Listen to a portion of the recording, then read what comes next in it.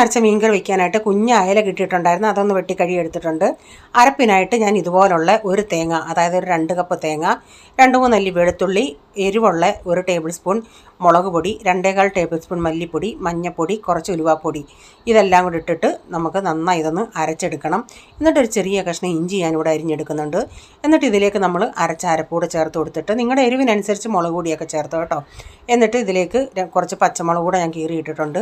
ആവശ്യത്തിനുള്ള ഉപ്പും ചേർത്ത് 2-3 കഷ്ണം പുളിയും ചേർത്തിട്ട് അടപ്പത്ത് വെച്ചിട്ട് അതിലേക്ക് വെട്ടിക്കഴുകിയെടുത്ത മീനോട് ഇട്ട് കൊടുത്തിട്ട് കറിവേപ്പില ഇട്ട് അതൊന്ന് തിളച്ച് വരട്ടെ. അപ്പം ഞാൻ ഇച്ചിരി ചാറായിട്ടാണ് എടുത്തത്, നിങ്ങൾക്കിത് എത്രയും ചാറ് വേണമെന്ന് വെച്ചാൽ അതനുസരിച്ച് എടുത്തേരെ. അപ്പോൾ കടുക് വറുക്കാനായിട്ട് ഞാനിവിടെ കൊച്ചുള്ളി എടുത്തത്, കുറച്ച് വെളിച്ചെണ്ണ ഒഴിച്ച് കടുകിട്ട് അതിലേക്ക് കുറച്ച് കൊച്ചുള്ളി ചേർത്തിട്ടുണ്ട്. കൊച്ചുള്ളി ഇല്ലെങ്കിൽ സവാള ചേർക്കാം, കറിവേപ്പില ഇട്ട് ലാസ്റ്റിൽ ഞാൻ 1 ടേബിൾ സ്പൂൺ കൂടെ കാശ്മീരി മുളക് പൊടി ചേർക്കുന്നുണ്ട്. എന്നിട്ടിത് കറിയിലേക്ക് ഒഴിക്കാം. നമ്മുടെ കറി ഇവിടെ റെഡിയായി. ഇവിടെ മക്കൾക്ക് ഇച്ചിരി ചാറ് വേണം, അതുകൊണ്ടാണ് ഞാനിങ്ങനെ ചാറാക്കിയത്.